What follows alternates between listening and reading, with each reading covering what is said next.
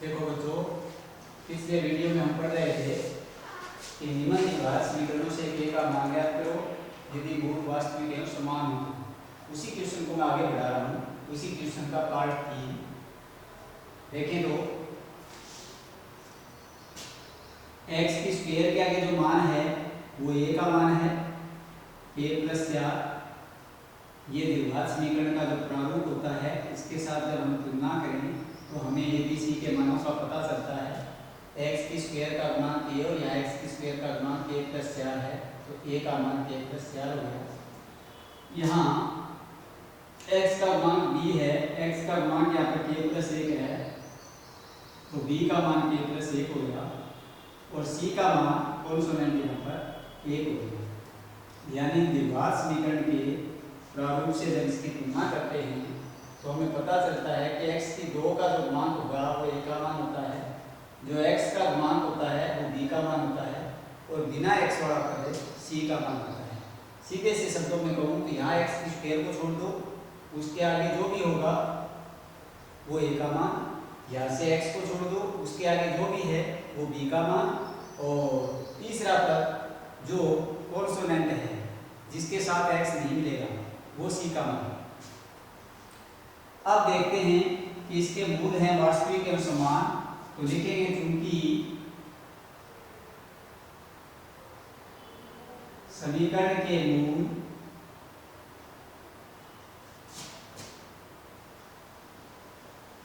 वास्तविक एवं समान हैं, इसलिए b स्क्वायर माइनस 4ac का मान बराबर होगा 0।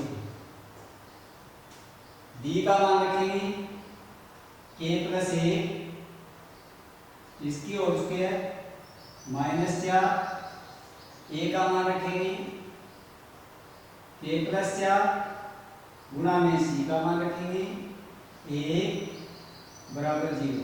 ये सारे मान मैंने यहाँ से रखे हैं। a के स्थान पर a का मान रख दिया k प्लस 4, ये 4 सूत्र में है। c का मान लेकर दिया एक ही है। b का मान k प्लस 1 है, तो k प्लस 1 की स्क्वायर लगी क्योंकि b के स्क्वायर है।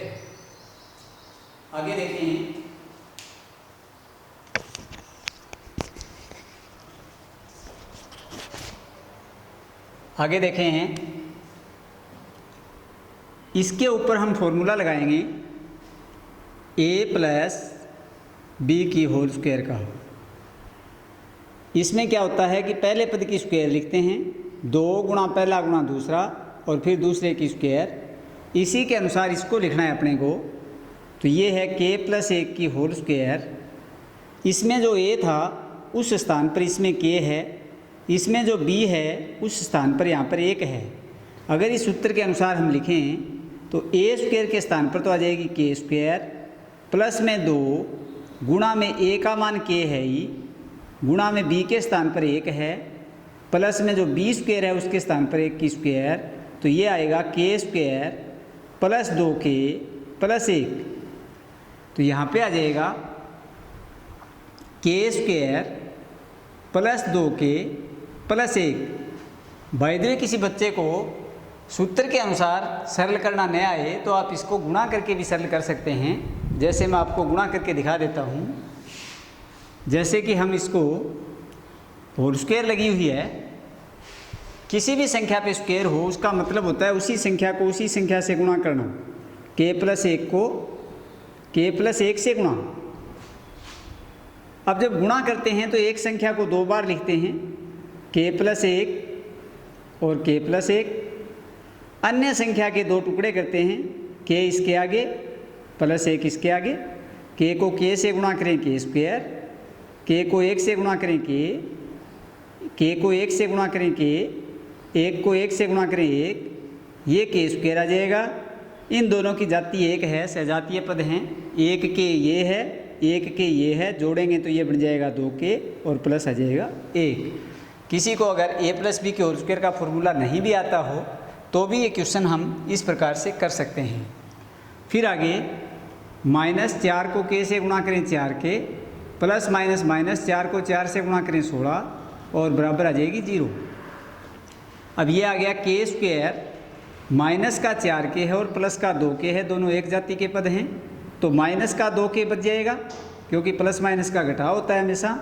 प्लस का 1 है, माइनस के 16 हैं तो माइनस के 15 आ जाएंगे, बराबर 0 बच जाएगी। अब इसके करने पड़ेंगे अपने को गुणनखंड, तब जाकर के हमें k का मान प्राप्त होगा, क्योंकि द्विघात समीकरण फिर से बन गई है। गुणनखंड करने के लिए बीच वाले पद के ऐसे 2 टुकड़े करने होते हैं जिनका जोड़ करें तब तो ये आए और गुणा करें तो ये आए, यानी 2 के 2 टुकड़े करने हैं -2 के, जोड़ने पर -2 आना चाहिए और गुणा करने पर -15 आना चाहिए। तो देखिए -5 और +3 यदि हम कर दें 2 टुकड़े तो इन दोनों का घटाव करने पर -2 आएंगे और इन दोनों का गुणा करने पर प्लस माइनस का गुणा माइनस बन जाएगा और 3 5 15 बन जाएंगे। ये टुकड़े करने का एक वीडियो मैंने पहले बनाया था, उसमें आप देख सकते हो कि टुकड़ों का पता कैसे लगाएं, जब गुणनखंड का टॉपिक मैंने करवाया था उसमें। तो देखिए के स्क्वायर -5k +3 -15 बराबर 0। यहाँ से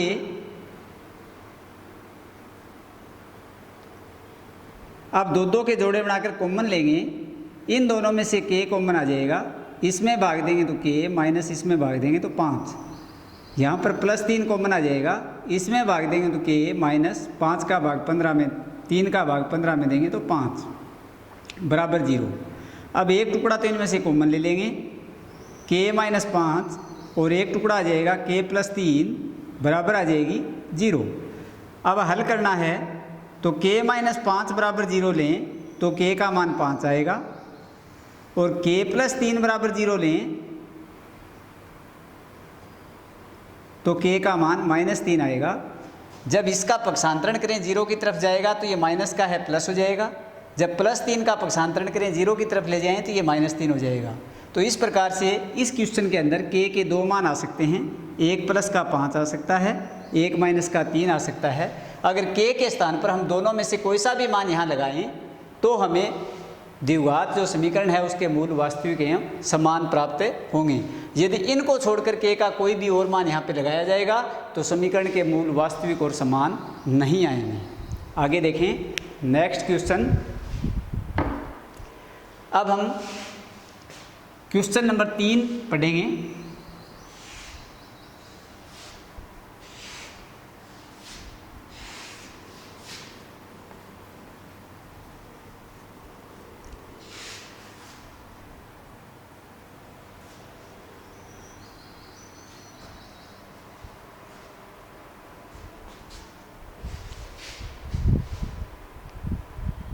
k के ऐसे मान ज्ञात करें जिससे समीकरणों के मूल वास्तविक एवं भिन्न भिन्न हों। ये तो करवा ही दिया है।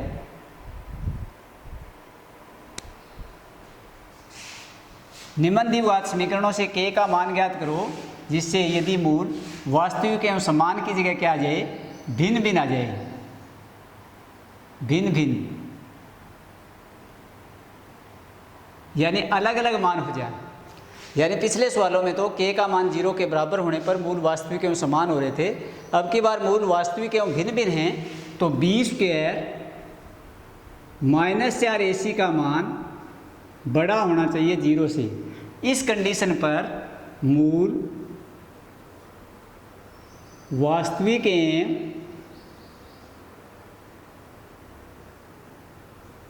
भिन्न भिन्न होंगे, मूल वास्तविक एवं भिन्न भिन्न होंगे। b² -4ac बड़ा है 0 से तो मूल वास्तविक एवं भिन्न भिन्न होंगे। तो देखते हैं question number 1। kx² + 2k + 1, kx²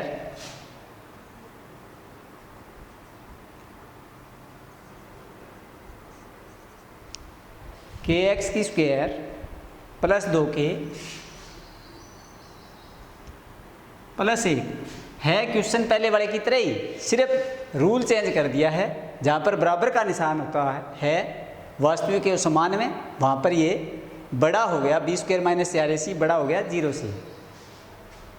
तो देखते हैं उसी के अनुसार हल करें तो a का मान k हो गया, b का मान 2 हो गया और c का मान 1 हो गया।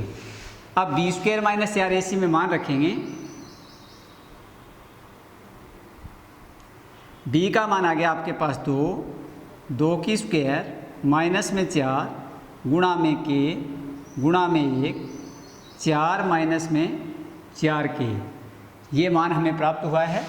ये मान मूल वास्तविक एवं भिन्न भिन्न होंगे तो इस नियम का पालन होना चाहिए। तो इसमें रखें हम 4 माइनस 4k बड़ा होना चाहिए 0 से, 4 बड़ा होना चाहिए 4k से, तो फिर 4/4 बड़ा होना चाहिए k से, 4 में 4 का भाग दें तो 1 बड़ा होना चाहिए k से। तो k का मान 1 से छोटा होना चाहिए, इसका मतलब ये है कहने का कि k का मान 1 से छोटा कुछ भी हो सकता है। इसको हम ऐसे लिख सकते हैं कि k का मान छोटा होना चाहिए 1 से, यानी 1 से छोटे जितने भी मान हैं, कोई भी मान यदि यहाँ पर हम k के स्थान पर लेंगे तो इस समीकरण के मूल वास्तविक और भिन्न भिन्न होंगे। अगर 1 से बड़ा कोई भी मान यदि हम यहाँ पर ले लें k के स्थान पर, तो फिर समीकरण के मूल वास्तविक एवं भिन्न भिन्न नहीं होंगे।